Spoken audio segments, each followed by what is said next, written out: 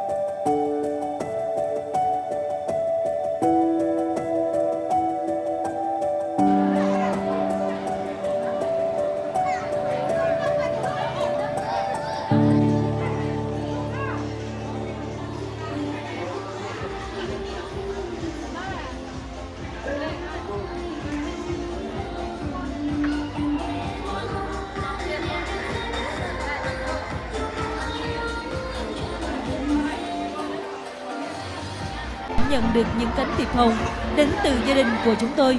Ngay lúc bây giờ, những ai đang ở bên ngoài hôn trường trân trọng kính mời quý vị chúng ta hãy nhanh chóng tiến vào bên trong và lựa chọn cho mình một vị trí ngồi đẹp nhất để gia đình chúng tôi được đón tiếp quý vị một cách chu đáo. Xin trân trọng kính mời và kính mời. Và trước khi bước vào ngày lễ tân hôn của chú rể A Nhân và cô dâu Y Binh, xin mời tất cả quý vị đang có mặt tại khán phòng, chúng ta sẽ cùng nhau đến với một món quà âm nhạc đầu tiên, một giai điệu tình yêu đến từ nhóm nhạc Ngọc Huy. Xin mời quý vị chúng ta cùng thưởng thức.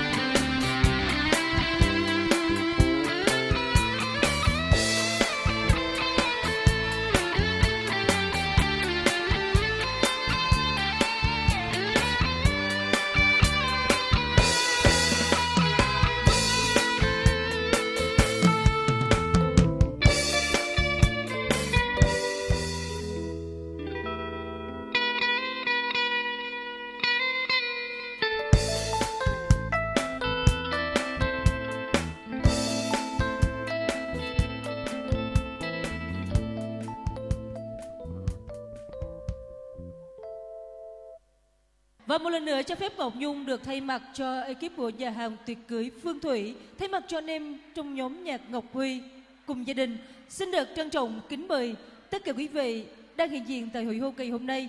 Chúng ta sẽ cùng nhau hướng mắt về sân khấu tình yêu và hãy cùng đến với những giai điệu tuyệt vời đến từ các vũ công xinh đẹp bạn của cô dâu.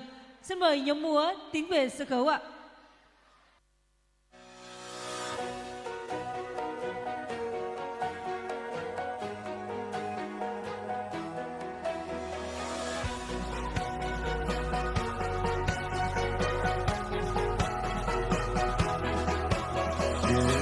Thầm mơ mỗi đêm, phút giây làm người chồng yêu em. Một mái ấm, gia đình đôi ta, cùng em sẽ chia buồn vui. Ngày đầu tiên mà ta có nhau, em sẽ là cô dâu của ai. Hãy tưởng cho Chúa yêu mình anh suốt đời, làm sáng danh cha trên trời. Ngày hôm nay bước trên con đường hạnh phúc, mình cầm tay qua bao tháng ngày, cùng anh xây đắp nên yêu thương. Cùng em đi tới cuối con đường, và sẽ giữ mãi trong tim mình ngày ta sánh đôi.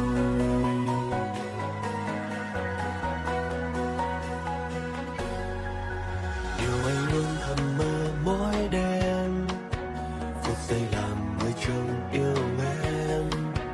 Một mái ấm, gia đình đôi ta, cùng em sẽ chia buồn vui. Ngày đầu tiên mà ta có nhau, em sẽ là cô dâu của ai.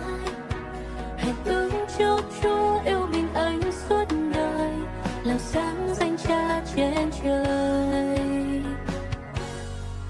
Ngày hôm nay bước trên con đường hạnh phúc, mình cầm tay qua bao tháng ngày, cùng anh xây đắp nên yêu thương. Cùng em đi tới cuối con đường, và sẽ giữ mãi trong tim mình ngày ta sánh đôi. Dẫu sóng gió hay là âu lo, thì vẫn có Giêsu Chúa luôn đi cùng. Vượt mọi phong ba chẳng thể nào chia xa. Ngày hôm nay bước trên con đường hạnh phúc, ngày hôm nay bước trên con đường hạnh phúc, mình cầm tay qua bao tháng ngày, cùng anh xây đắp nên yêu thương. Cùng em đi tới cuối con đường, và sẽ giữ mãi trong tim mình ngày ta sánh đôi. Cùng anh xây đắp nên yêu thương. Cùng em đi tới cuối con đường, và sẽ giữ mãi trong tim mình ngày ta sánh đôi.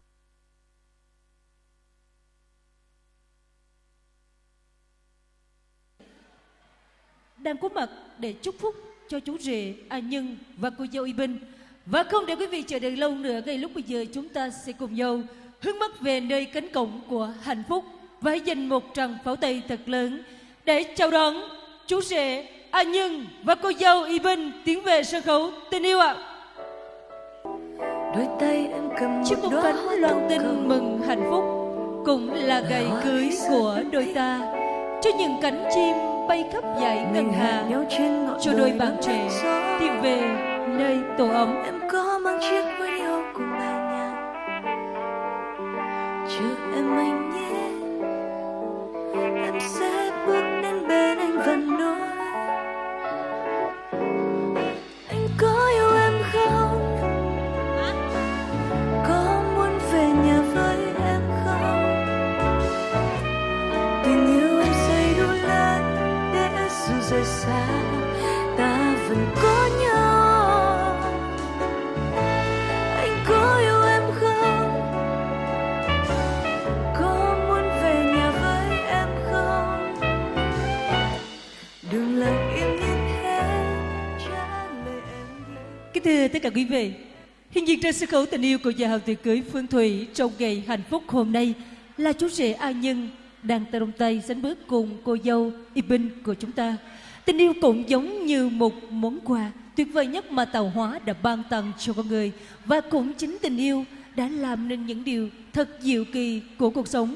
Và ngày hôm nay, ngày 18 tháng 4 năm 2026, nhằm ngày mùng 2 tháng 3 năm Bính Ngọ, được sự đồng thuận đến từ hai bên gia đình của chúng tôi và đặc biệt là sự nhất trí của ban chính quyền địa phương sở tại, hôn lễ của chú rể A Nhân và cô dâu Y Binh được tổ chức long trọng tại trung tâm tổ chức sự kiện nhà hàng tiệc cưới Phương Thủy. Và ngay lúc bây giờ, thay cho những lời chúc mừng hạnh phúc trăm năm gửi đến cô dâu và chú rể, khán phòng chúng ta hãy cùng nhau dành một tràng pháo tay thật lớn, thật nồng nhiệt để chúc mừng quý vị ơi. Xin được trân trọng cảm ơn quý vị rất nhiều. Kính thưa hai họ, thưa tất cả quý vị, sinh con ra và nuôi con khôn lớn cho đến ngày dựng vợ gả chồng, công ơn biển trời của mẹ cha một câu không thể nói hết được bằng lời. Và trong ngày lễ tân hôn của đôi ngương ngày hôm nay, ban tổ chức cũng xin được trân trọng kính mời về sân khấu tình yêu.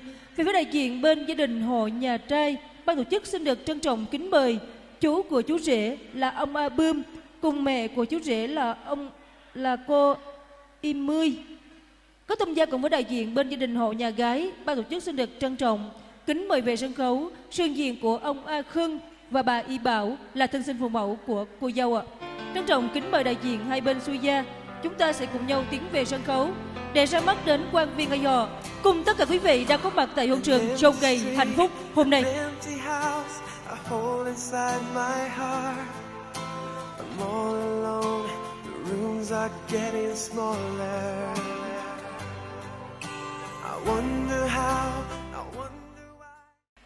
A Nhân và Y Binh. Và trong giây phút đầy tuyệt vời này, xin mời tất cả quý vị đang có mặt tại khán phòng chúng ta hãy cùng nhau lắng động trong một vài giây phút để cùng lắng nghe những lời cảm ơn cũng như những lời tri ân đến từ đại diện bên gia đình họ nhà trai. Và ban tổ chức cũng xin được trân trọng kính giới thiệu chú của chú rể sẽ có đôi lời cảm ơn đến với toàn thể quý vị ạ.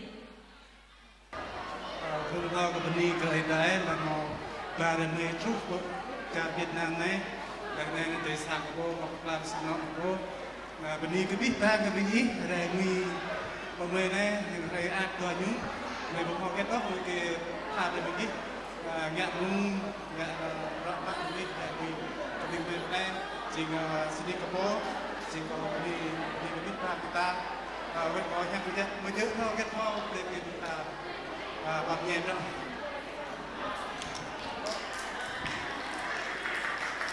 Và xin được trân trọng cảm ơn những lời phát biểu cũng như những lời tri ân đến từ đại diện bên gia đình họ nhà trai, đồng thời cũng là đại diện cho hai bên xuôi gia chúng tôi gửi đến quan viên Ai Dò cùng toàn thể quý vị đang có mặt tại khán phòng ngày hôm nay. Và liên tục cho chương trình tân hôn, xin mời chú rể và cô dâu của chúng ta sẽ cùng kính dâng ly rượu hiếu kính để thay cho lời cảm ơn đến cha mẹ và thân sinh. Bừng bó khâm tranh núi pla menyim ya kham cheng po pre pujing mu hit nai ching kham cheng glai cơ aya ma panau dập yang lớn char bị lời khắp car ami ama ami porgeng rai ta để bên không phải của ban tổ chức để khai vị cho ngày lễ tân hôn hôm nay.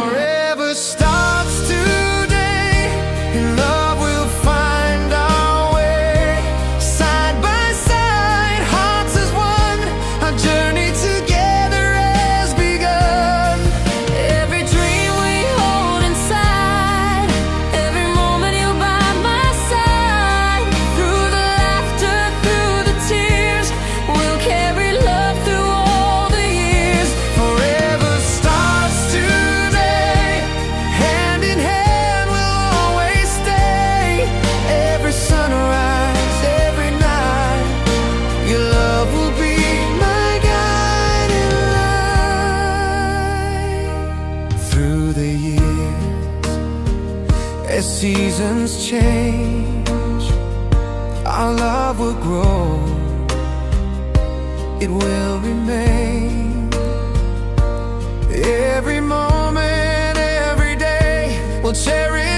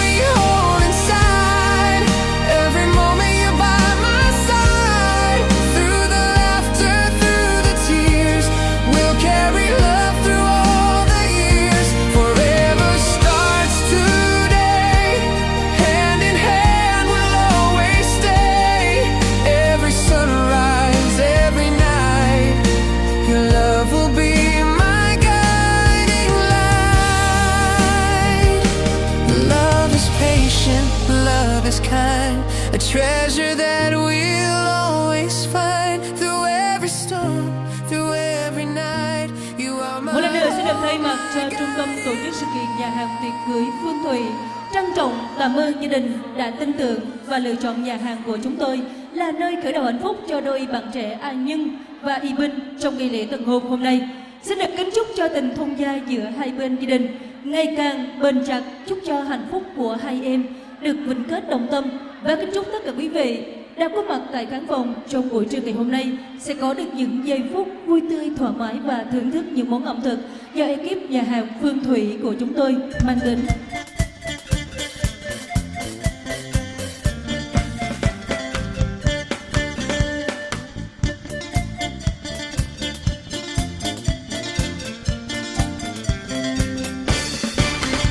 Từng người trôi ôm bơ vơ thuyền mê đang trong cơn mơ tình gió vang lòng xót xa ta ngẩn ngơ rồi từ đâu em qua đây nhẹ nhàng gió thu bay bay làm trái tim nơi đắm say nơi trời vơi chỉ mong một ngày cầm tay nói I love you so.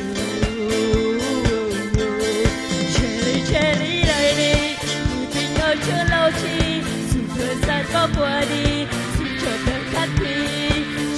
Cherry lady người đơn ơi rất lăng lăng đường còn xa vẫn đâu chân đông tàn lại đến xuân. Cherry lady nắm tay nhau cùng buông thề má bên nhau chung lối về cho đời này vẫn ta. Cherry lady mình má bên nhau không xa rời mình má cho nhau sẽ ngồi chẳng thể người sân đời.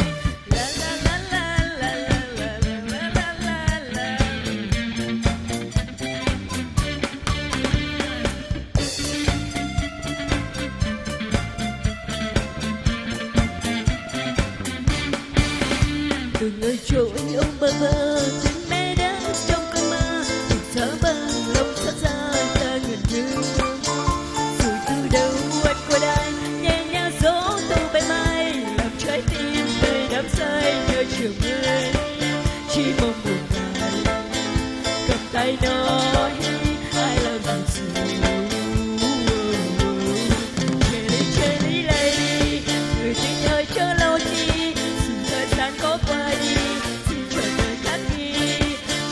Cherry lady chỉ còn tay đắng lâng lâng đừng còn xa vững đôi chân đông tàn lại đến xuân.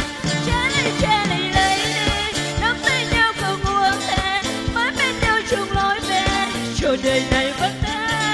Cherry lady mình mãi bên nhau không xa rời mãi chẳng được vẫn say đôi nguyện chẳng thể đổi dài.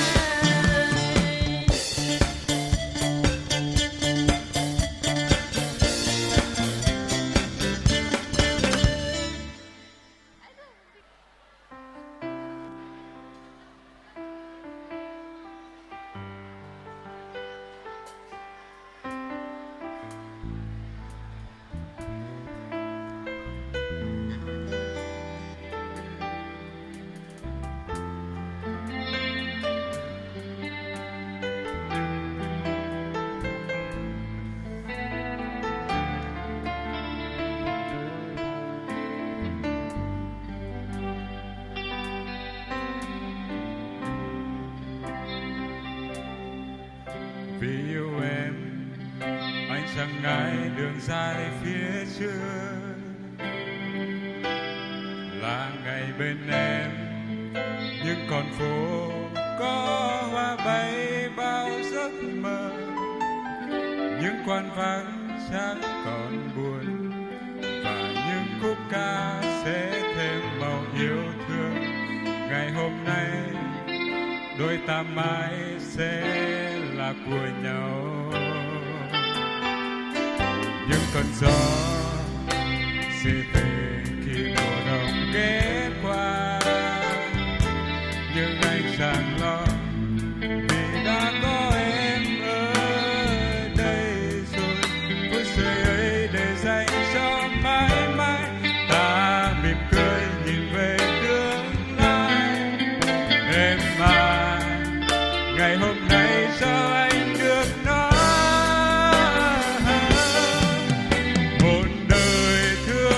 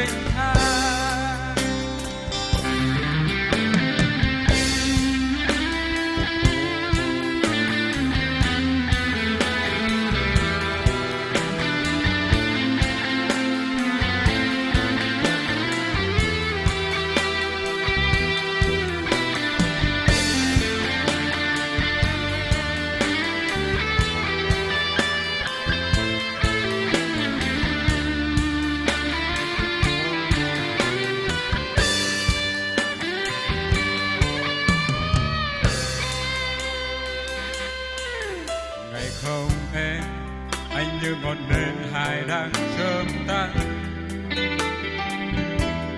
Chỉ một ánh mắt khiến cả ngỡ chốn hoang sơ hết khô cằn. Phút giây ấy để dành cho hai ta cùng hòa ca cười lại ngày tháng qua. Một đời như thế chẳng có chữ liền xa. Một đời thương em, một đời yêu em, đoạn đường tương lai ta sẽ chia khôn khó. Một đời bên nhau không rời. Tình yêu của anh chỉ là như thế. Một đời cho ta, một đời đi qua cùng nhau. Về sau rồi dần hơn một vui bóng ma. Hãy nở nụ cười mà em xứng đáng. Phần đời còn lại để anh lo toan. Một lối dẫn ta về chung một đời thênh thang.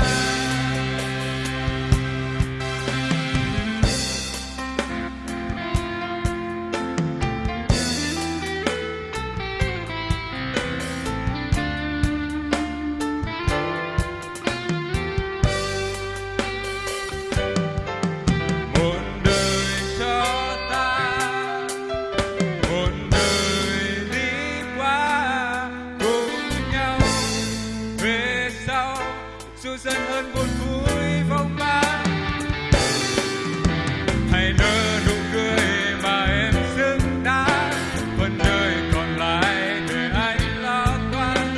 Một lối dẫn ta về chung một đời thênh thang. Hãy nở nụ cười mà em xứng đáng. Phần đời còn lại để anh lo toan. Một lối dẫn ta về chung một đời thênh thang.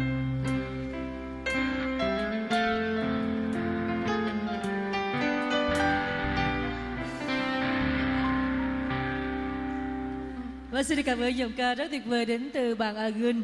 Và ngay lúc bây giờ xin mời tất cả chúng ta sẽ cùng đến với một giọng ca nam khách mời tiếp theo. Đó là tiếng hát của anh Rui ạ. Xin mời Rui ạ.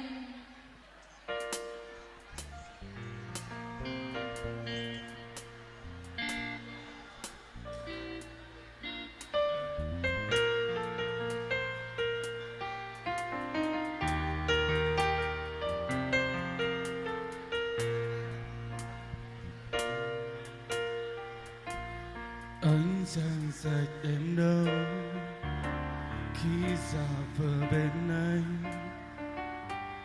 Thính thần nên nhân gian thương gió mình đôi cách mình. Vì em có đôi ngu ngơ, còn anh có đôi ngây thơ. Làm sao có thể nên tổn hại vì anh. Đôi bàn tay nhỏ nhoi nhưng đầy tình yêu thương. Anh làm em yên vui qua biết bao đêm gió mưa. Dù anh biết đã yêu em mà sao chẳng nói nên câu. Nhưng anh sẽ nói anh đã sao anh niềm tin.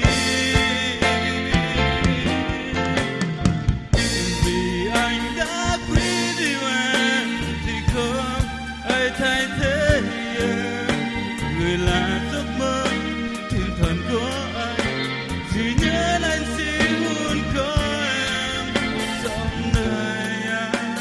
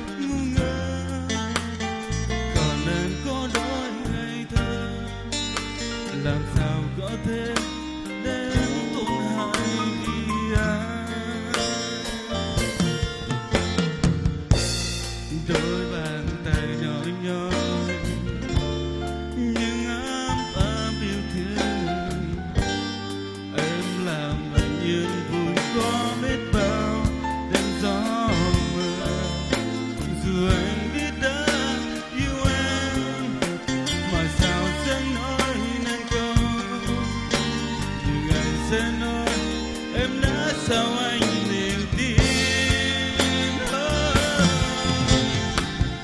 Vì anh đã quyết yêu em thì không ai thay thế em. Người là giấc mơ thiên thần của anh, chỉ nhớ anh chỉ muốn có em. Vì anh đã quyết yêu em thì không ai thay thế em. Tặng sau trái tim thiên thần của anh, chỉ nhớ anh chỉ muốn có em trong đời anh. Nếu không có em đời anh còn muốn sẽ sống giấc mơ của đời, cuộc đời phải màu đen thôi. Vì anh không tin tình yêu. Quyết yêu em không thay đổi thì không ai thay thế em. Đằng sau trái tim thiên thần của anh, chỉ nhớ anh chỉ muốn có em trong đời anh.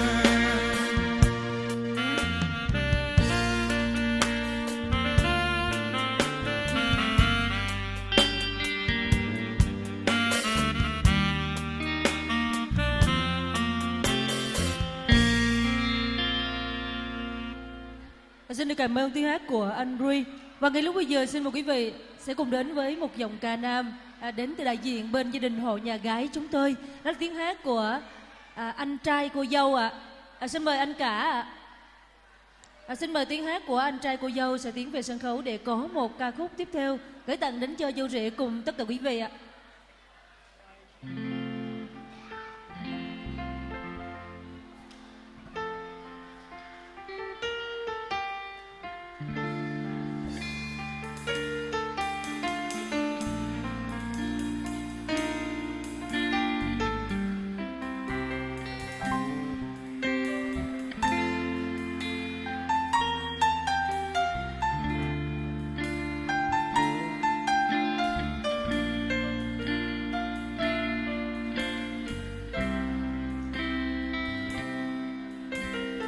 Em hãy hỏi anh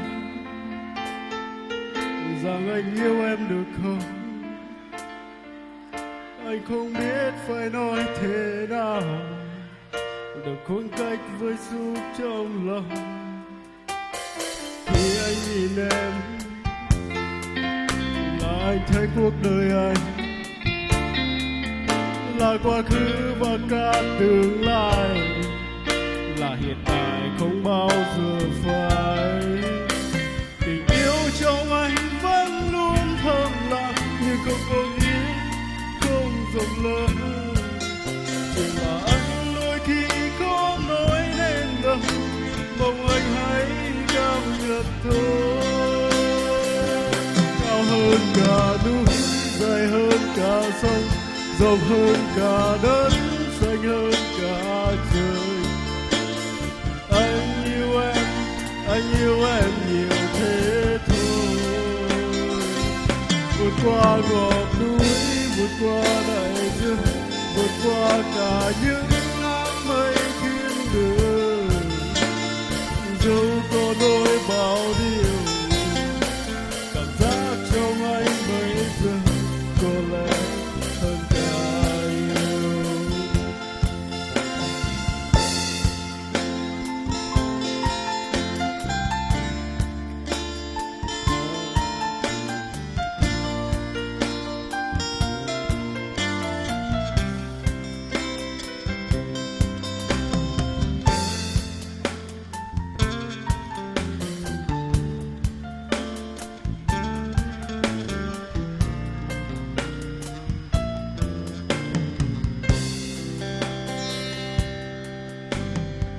Vẫn còn nhớ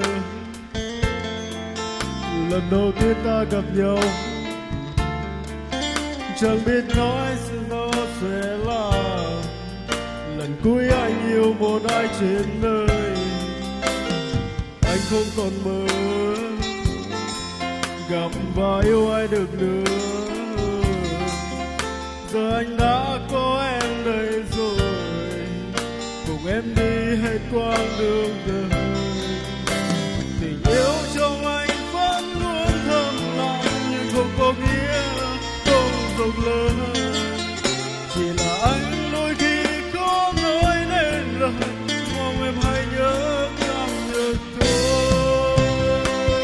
Cao hơn cả núi, dài hơn cả sông, giàu hơn cả đất, xanh hơn cả trời. Anh yêu em nhiều thế thôi.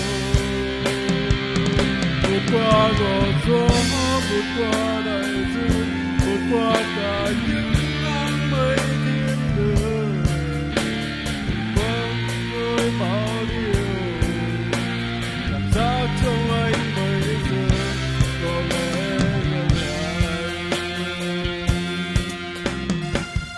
Cao hơn núi, dài hơn cả sông, rộng hơn cả đất, xanh hơn cả trời. Anh yêu em nhiều thế thôi. Vượt qua ngọn gió, vượt qua đại dương, vượt qua cả những áng mây thiên đường. Dẫu có đôi bao điều, cảm giác trong em bây giờ có lẽ anh cả yêu.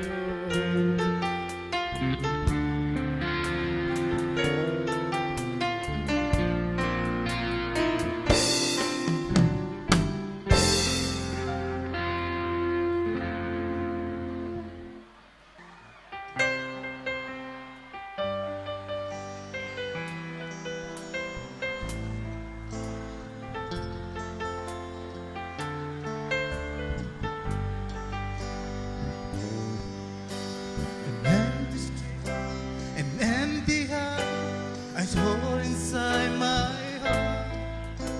I'm all alone, the room or the careless moment.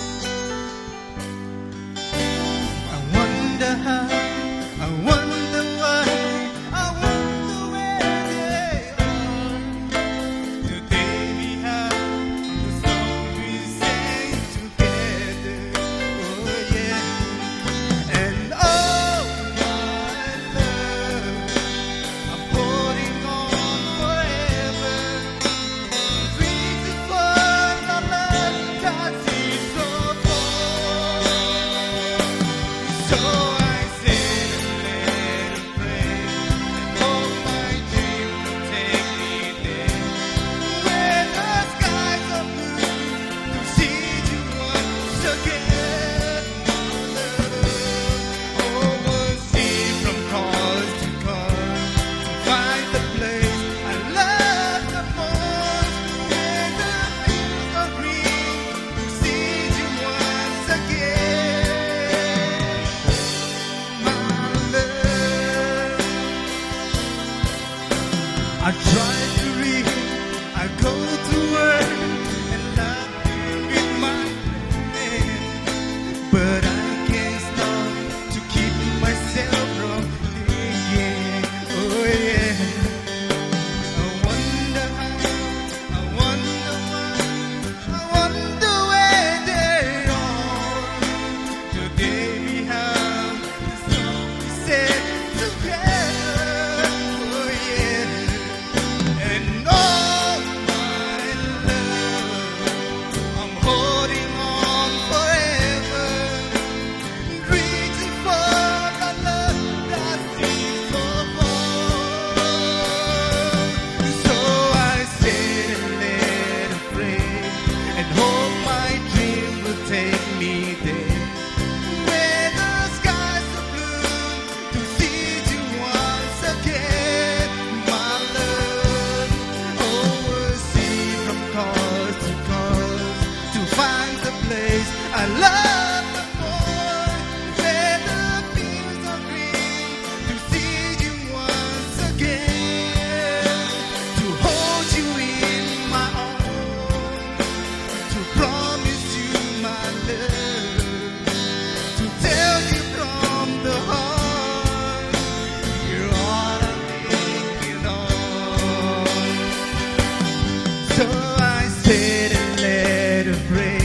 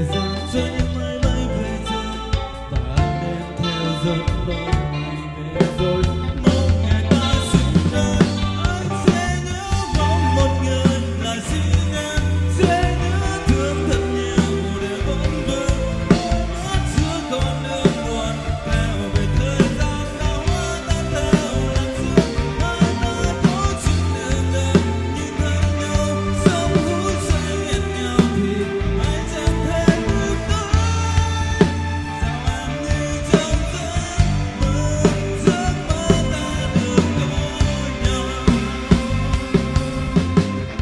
từ giọt nước khi rời bờ chuyện yêu thương mua về khiến anh nhau ra khi anh còn được ngày xưa dừng bên nhau nhắc nhau tiếng nhớ để giờ để được quay lại giây phút đầu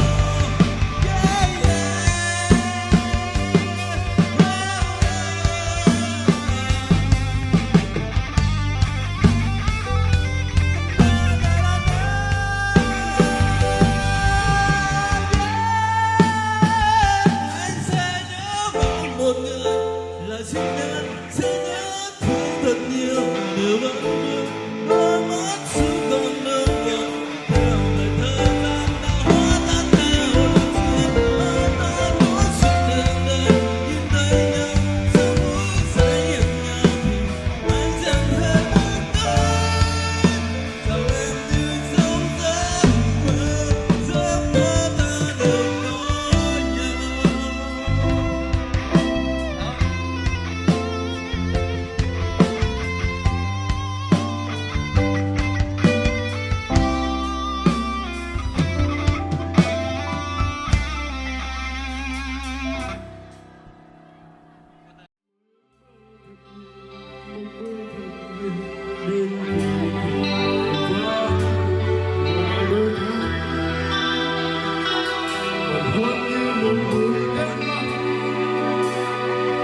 Rồi là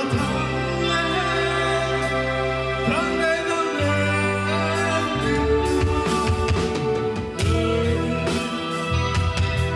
ngày là như thế đó người đó vẫn là mình của mình bên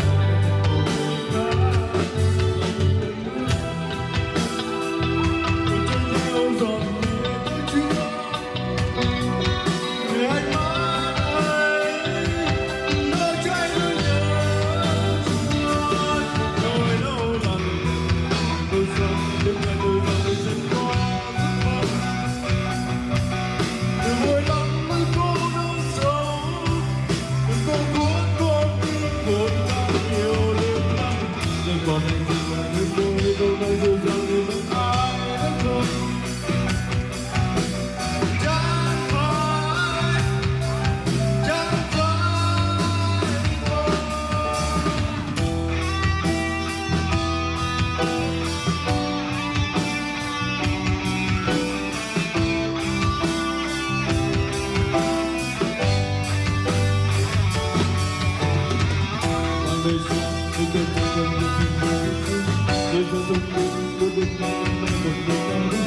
Hãy subscribe cho kênh Ghiền Mì Gõ để không bỏ lỡ những video hấp dẫn.